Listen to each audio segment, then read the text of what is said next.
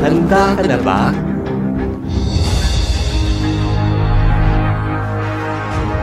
Malapit na nga ba?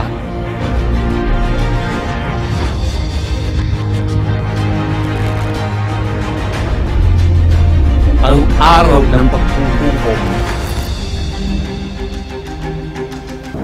Digmaan. Balita ng digmaan.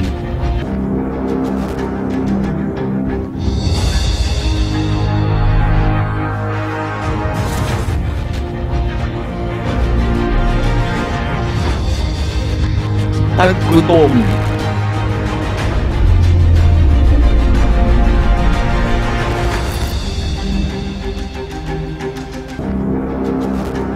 Panahon ng kapighatian.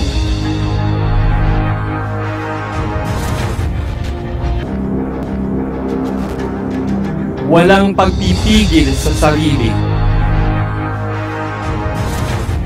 Tanda sa langit. Lindol.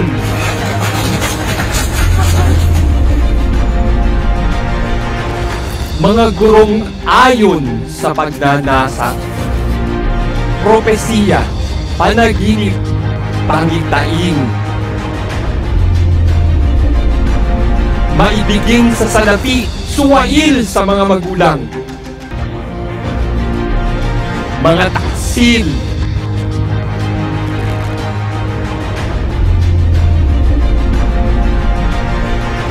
Tanda sa kanilang kanang kamay o sa noo. Ang magandang balita na ito ay pahahayag sa buong daigdig. Jerusalem, ang lahat ng bansa sa lupa ay magtitipon-tipon laban sa kanya. Ang propesiya sa Biblia ay hindi lamang para sa ating pag-uusisa. Ito ay nilalayong ilapit tayo sa Diyos at pagbudyok sa atin na mamuhay para sa Kanya. Hindi tayo pinili ng Diyos upang bagsakan ng Kanyang puot, kundi upang iligtas sa pamamagitan ng ating Panginoong Jesucristo. Una Tesalonica 5:9